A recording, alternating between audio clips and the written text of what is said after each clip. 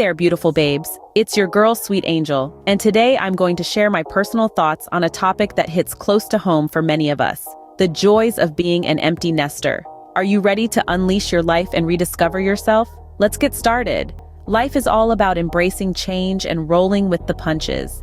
The empty nest phase is a chance for us to redefine ourselves, rediscover our passions, and create a life we truly love. Are you ready to spread those wings and soar? I know I am. It's been 2 decades and a half of a full house, and now I am absolutely ready for it to be just me and hubby. Now don't get me wrong, I love my kids, but this empty nest phase allows us to reconnect with our partners in a way that's unparalleled. It's time to rediscover the joy of just being with each other, without the chaos of parenting. Date nights, spontaneous adventures, the possibilities are endless. This is your time.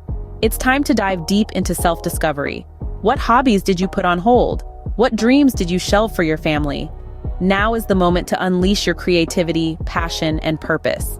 Empty nesters, let's talk about getting our fitness and health game on point. This is the perfect opportunity to prioritize our well-being.